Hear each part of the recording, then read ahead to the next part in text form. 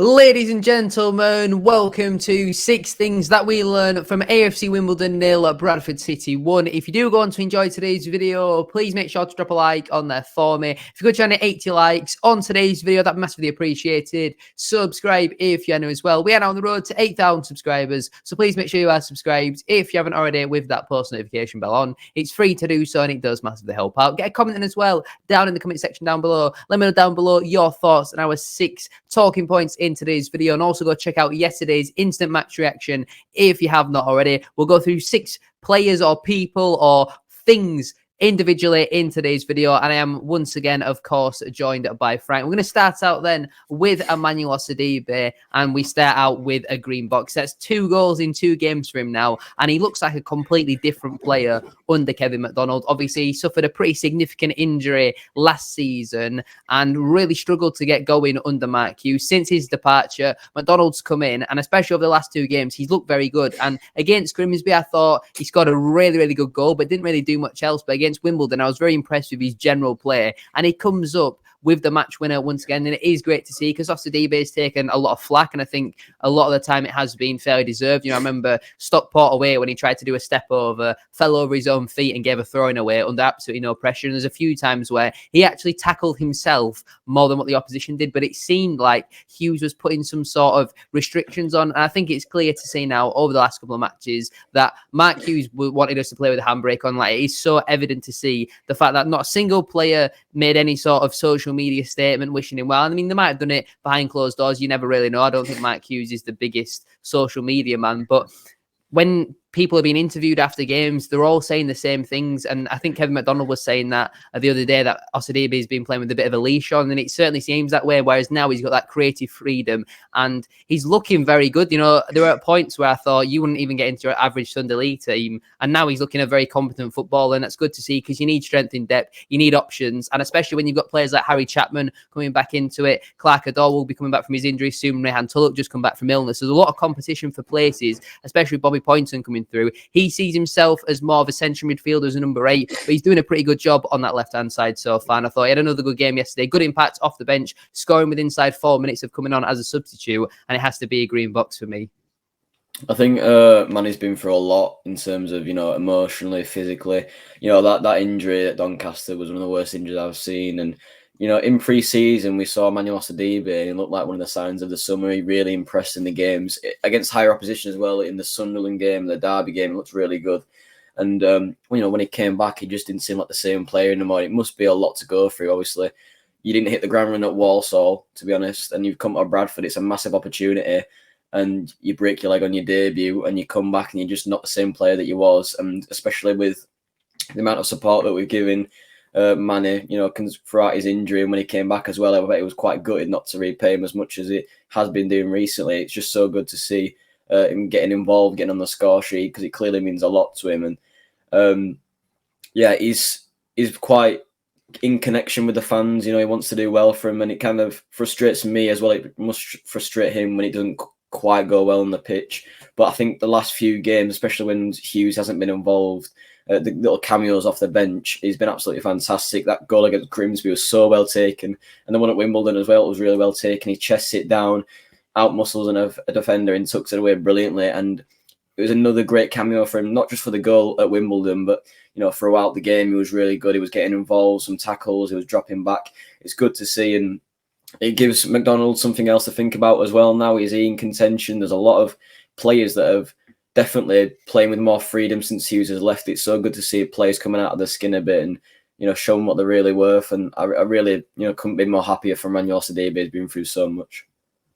Yeah, like I said, I think he had a pretty good game, and it's just nice to see him finally bedding in as a Bradford City player. He's obviously out of contract at the end of the season. I don't think we've got the option of a further year. We paid a bit of money for Osidibe, so now is the time for him to really kick on as a Bradford City player. We'll move on then to our next box. I have gone with a yellow box for Andy Cook. Now, I was thinking maybe red, if I'm being honest, but we've won the game at the end of the day, and it's not an easy place to go to. I think they lost 1 game all season. You know, they're a good side of AFC Wimbledon, so I didn't want to be too harsh. So there are no red boxes today, but Andy Cook, I thought, was really, really poor. He wasn't a game where he missed loads of chances like what we've seen from him recently, but he's just overall play wasn't good. One thing I will give him credit for, he gets the assist for Osadibe's goal. He didn't win much in the air. I don't think the referee was particularly great. We'll get onto him in a moment. But yeah, Andy Cook for me just didn't really do enough. There was a few times where I thought you're not really trying for the duel there. Like I say, great assist and a great flick on for Osadibe, but he just didn't do enough. His all-round link-up play wasn't great, and it is really frustrating to see. But like I mentioned in yesterday's match reaction, we need Verden Oliver back because Tyler Smith is a completely different player to Andy Cook, and he clearly can't lead the line. But the fact that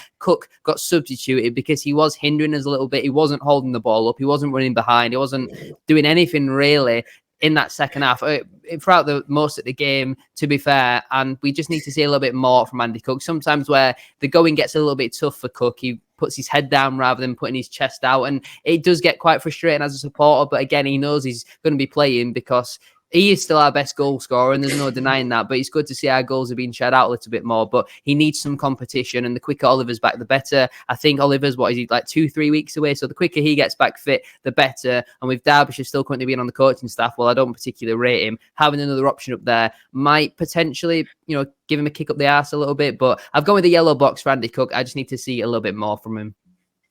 Yeah, it's another kind of poor performance, and he's slowly slipping back to that kind of start of the season form.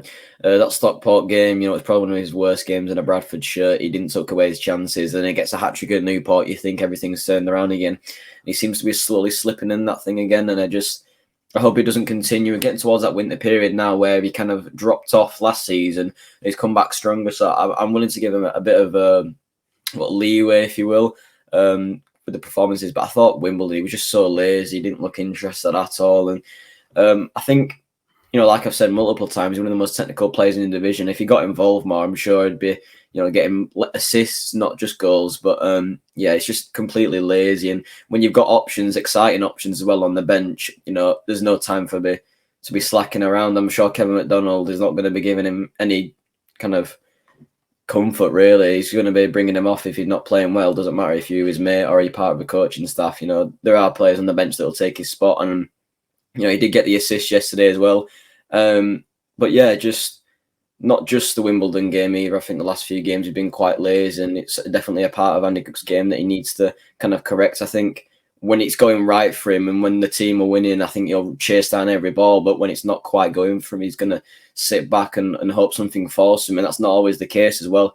And in other instances, he might take 3 or 4 times for him to score. And he's not been as clinical as he was last season. But, you've got to come up with a bit of slack. That is a once-in-a-lifetime season. 39 goal contributions is not something to be looked past. And you definitely can't expect him to replicate that, especially considering how things have panned out this season. It's not the same as it was. You haven't got your Scott Bankses or any of them kind of players in, so it's going to be a bit difficult, especially with the system change as well. But yeah, it's not good to see, especially when Verden Oliver keeps getting setbacks and there isn't as much cover as we like up front for Andy Cook. I feel like it's another one of the Harry Lewis situations. He's kind of got a bit of freedom in a sense where he probably will be starting 9 times out of 10 regardless of performance. And I think it's another thing that we need to address. Need to probably get another attacker in the building that can easily step in and take Andy Cook's place. I think he is obviously one of the nailed-on starters, and when that is a factor, you're not going to be probably putting in 110% as opposed to someone like Richie Small, where he's had to battle for his place, and he's definitely earned it in recent weeks. But you've got to put 110% in a Bradford City shirt, and I feel like the last few games that's not been the case for Andy Cook.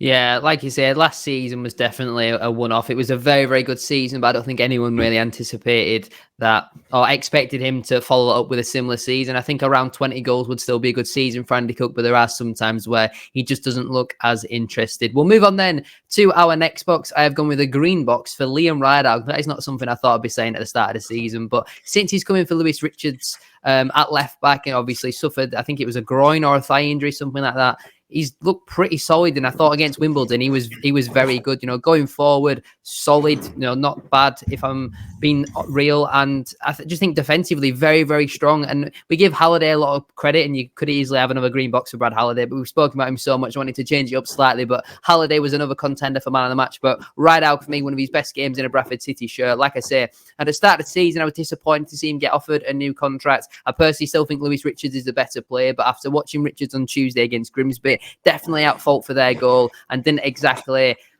put in a performance which makes McDonald probably think, yeah, I've got to drop Liam Rideout. He's very experienced. He made a great block towards the end of the game, just forcing Bugle's shot wide. And I thought overall it's a very solid performance. Like I say, we've given him a lot of stick, and a lot of the times I think it has been justified. But sometimes when you've got to give players stick, you've got to give them their flowers as well. And Rideout did have a very good game yesterday. So I'm definitely going to go with the green box.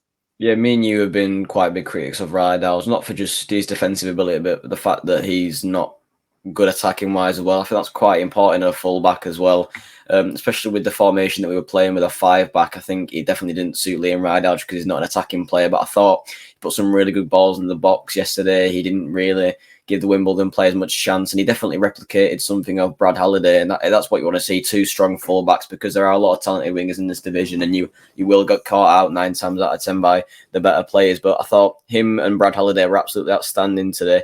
And it's kind of that Rideout that, you know, we've expected to see. When he came in from Tranmere, he came in with a lot of praise and was trapped on Tranmere as better players. So it was good to see him playing well yesterday. And like I said, with the other players, I think it's given a lot of players freedom, and it gives something for the managers to think about as well. And not just Kevin McDonald, but maybe the future manager as well. When you're putting in performances like that, and for someone who doesn't really know the squad, it gives you a really good chance to make a good first impression. And, you know, Liam Rideout has been a massive critic, probably not just for us two, but for a lot of the fans as well. And I think this Lewis Richards injury has kind of been a blessing in disguise. It's given Rideout a second chance. He probably wouldn't have got it if Lewis Richards didn't get that injury, because he's been quite a prominent player in the start of the season. So, yeah, it's good to see. There's so many players that have been shocking for the last few weeks, and probably last season as well, that have come in and have, you know, looked like different players, new signings almost. So it's really good to see. And Rideout was absolutely outstanding yesterday.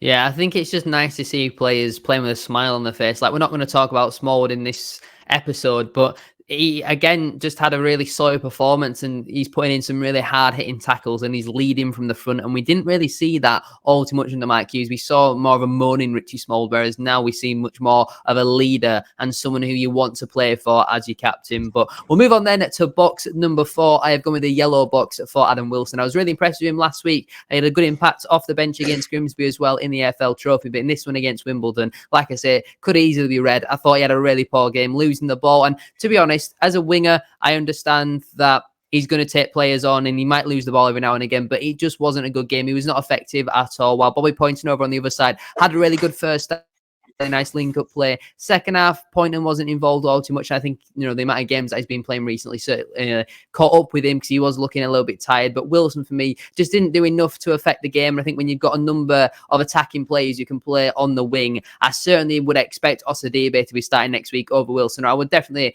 anticipate that Wilson won't be starting. I like Wilson. I like what I've seen from him so far. I think he looked good against Tranmere, was effective against Swindon. But in this one against Wimbledon, it was a bit of an off day, and I can't say I was impressed whatsoever. So, like I say, I think he will be dropped next week, just down to the bench, because I think he can still have that impact on off the bench. But I would anticipate Osadebe will probably take his place next week. And he is more of a right winger, wants to cut in on that left foot, and he's playing slightly out of position as a left winger. I think every time we saw a winger play under Mike Hughes, apart from maybe Tyreek Wright, they were inverted. And yeah, Wilson has been playing on that left-hand side recently. I think he played there against Swindon, played on the right against Tranmere. But Wilson, for me, didn't exactly impress, and I think I'm going to have to go with a yellow box. Yeah, I think Adam Wilson, obviously, with the signing from the Welsh League, it's quite unknown to a lot of Bradford City fans. You don't know what the level's like.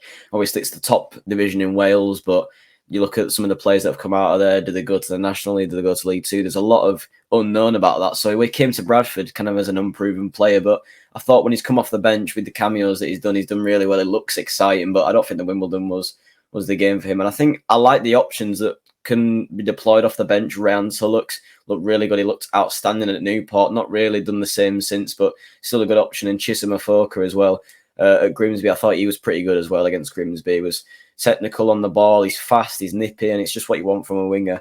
So there's a lot of options that can take his place. Osadebe as well, whilst I don't fear him as a winger, really, although he's pretty technical. I think he's a bit too tall to be a winger.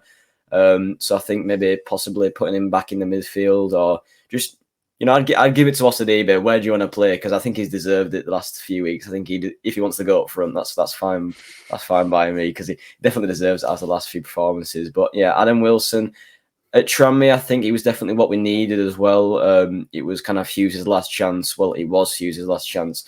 I think Adam Wilson was probably the best option he could have picked. He was exciting, and he did his job really. But at Wimbledon, he struggled.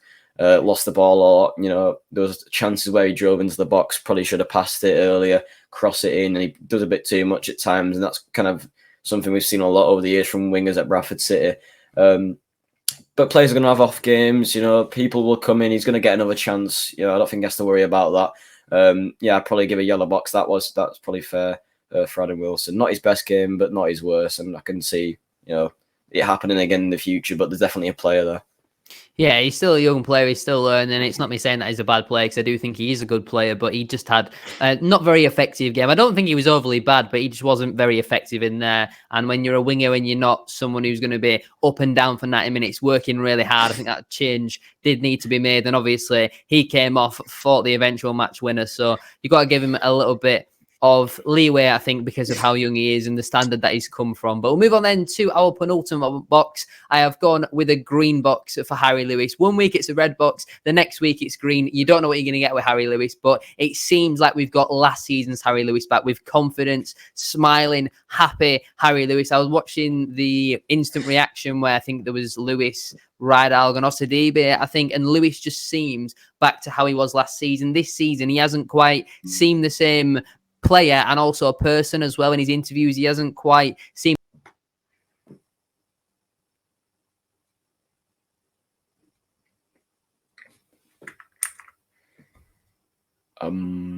apologies there, we just had a little bit of a connection error, but like I say, Harry Lewis just seemed back to his best, and I'd actually touched on his performance, but he made 3 or 4 really, really good saves, especially in that first half. The long range one, I think, was a little bit expected. It was pretty straight at him. The one where he clears the ball and he just about gets back in the penalty area, I think that's a pretty decent save. And I just thought overall he had a very solid game, and because he's not needing to play out from the back anymore, we all know his long distribution isn't great, and there is a few times where Andy Cook has a bit of a moan at him because, well, like I say, it's not great at all, but he's not putting that pressure on himself by playing out from the back, and he just seems to be happy, and he seems to be confident again. And a confident Harry Lewis is, without a doubt, the best goalkeeper in League Two. There are some very good other options in there. He's made a lot of mistakes this season. He probably knows that himself, but Harry Lewis has been, well, he was outstanding yesterday, and you've got to give him a lot of credit for that, because he's had some deserved stick at times this season after being brilliant for us last year. And I have to go with the green box because yesterday he was brilliant, and it's another clean sheet, back-to-back league clean sheets for him now. It's very impressive.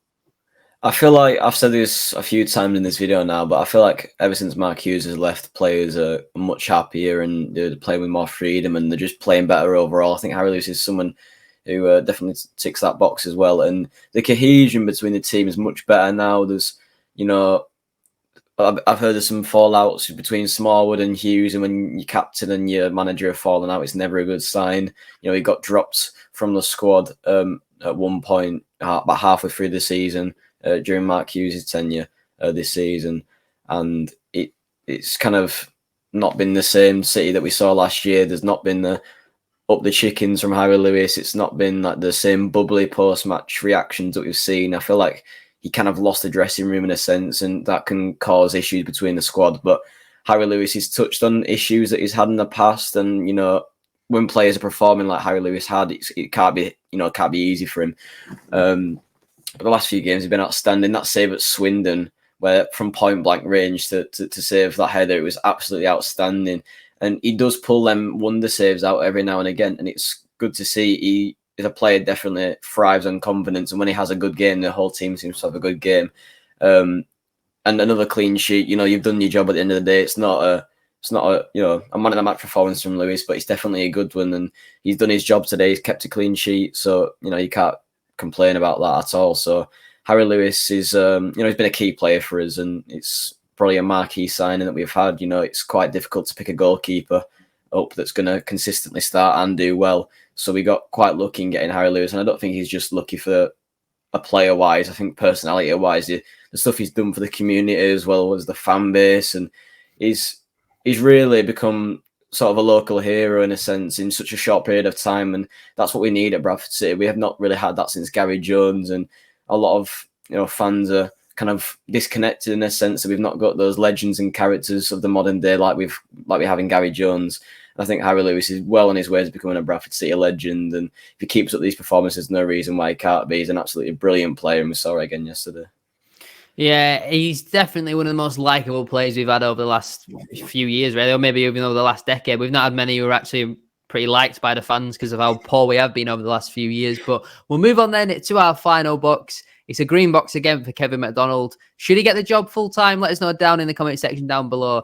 I don't really know what to say. He's come in as a player, interim, caretaker, manager, whatever the correct technical term is, and he's won 3 on the spin, 3 very tough games. Swindon had lost 1 game all season. We beat them and kept a clean sheet. Grimsby in the EFL Trophy played a pretty strong team, whereas we made 9 changes, beat them with 10 men, and then most recently now against AFC Wimbledon, who had also only lost 1 game all season, very good team, and we beat them 1-0, keeping a clean sheet as well. Yes, we had to ride our luck at times, and it wasn't the most complete performance, but we've got the job done, and he's obviously said previously that he doesn't want the job, but I think that's a bit of a smokescreen for me, because if he says he wants the job, he then doesn't get the job and he just then goes back to being a player, I think he'd look at then a little bit stupid. And I've obviously seen that a lot of the betting sites now who were doing odds for Bradford City manager have suspended their odds. So it seems like if they've got some sort of insider knowledge, the decision has been made. But I was listening to something Simon Parker was saying, and he said that interviews won't start, or he doesn't believe they will start until like next week, as in tomorrow onwards. So I'm not really too sure what's going on there. Me personally, I think it's quite hard to decide what happens, because I think McDonald would only take a contract as long as he's playing contract at the absolute minimum. And I think that's a big gamble to take. I think for me personally, while I think McDonald's doing a very good job, I certainly wouldn't want to give him a managerial gig until the end of next season. As of right now, we've not seen the going get tough for him. We've not seen us get beat 5-0 or something like that, and he's got to make 7 changes. But I think he's well respected in the dressing room because of where he's played in his career. But say we lose 3 on the spin, and then he drops a Smallwood, or he drops a Stubbs, or he drops a Harry Lewis or an Andy Cook, makes a real big statement, and then potentially if he's still this interim caretaker and then he has to make a big decision like that, and then he goes back to playing with them, it might just be a little bit awkward. So I don't really know what the right thing to do is, because it's a massive unknown at the moment with him obviously only managing 3 games in his whole career. You don't really know what's going to happen with Kevin McDonald. I think we've got to enjoy it while it lasts, because it doesn't last forever. We are going to lose a football game at some point. But for now, obviously, I'm going with the green box for Kevin McDonald, and I'd like to see him continue in the same role that he is. I don't think we need to be rushing appointments. We've got to get this one right. We have to get promoted this season. This is the last straw for a lot of people at this football club. We simply have to get out of this division, and we obviously the trajectory that we're on under Kevin McDonald, averaging 3 points per game, it's certainly not too bad. But like I say, we will draw games, we will lose games, we'll probably get hiding every now and again.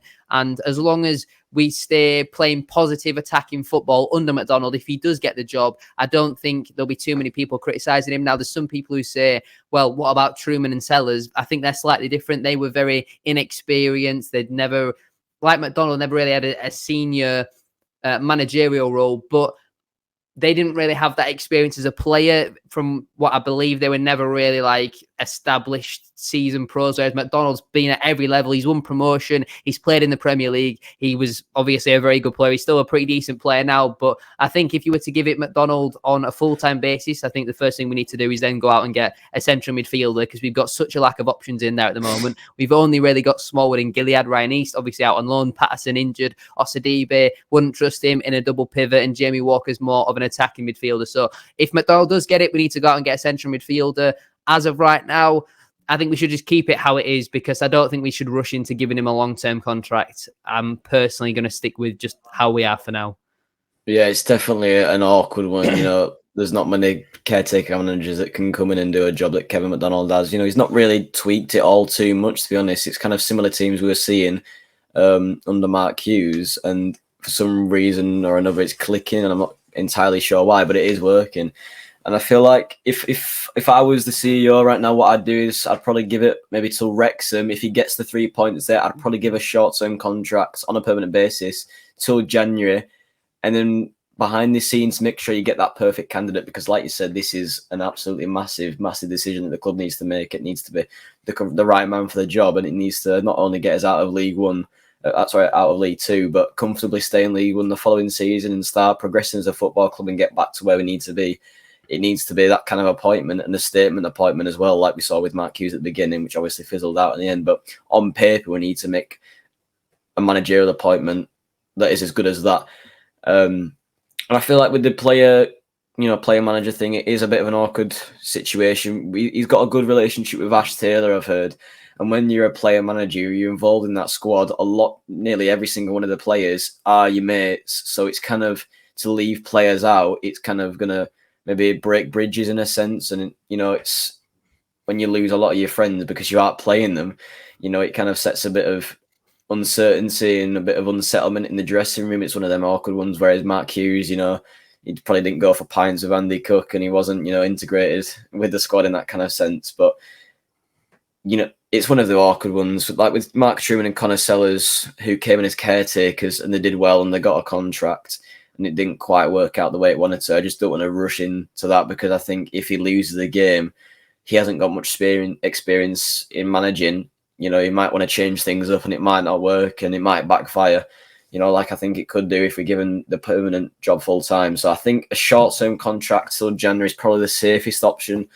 And obviously if you appoint a manager that can come in January and, gets the transfer window as well, I think that's going to be a perfect situation. You give him till January, we bring in a manager. We might even appoint one behind the scenes in the November time, and that gives him time to scope the market, look at the squad, and pick out some targets for January to push us up the table. I think that's probably the best course of action for me.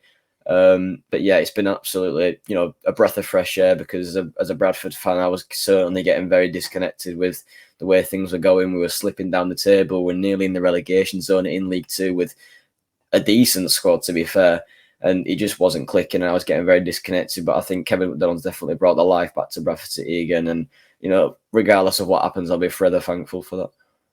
Yeah, like what we say, McDonald's definitely put the smile back on players' faces. And, that's the most important thing about football. As much as it's good to be winning stuff, the players need to be enjoying it. And then they play better and they run harder and they run more overall. And McDonald, like what I say, PE is getting comparisons to Truman and Sellers, and I don't personally think they were much of a failure. They took over when we were 23rd, 22nd, something like that in League Two. And while we didn't quite get the promotion that we wanted, we had such a poor start under McCall. I know it ended not great under Truman and Sellers, but they still had another year left on their contracts. Obviously, Ryan Sparks decided to sack them at that point.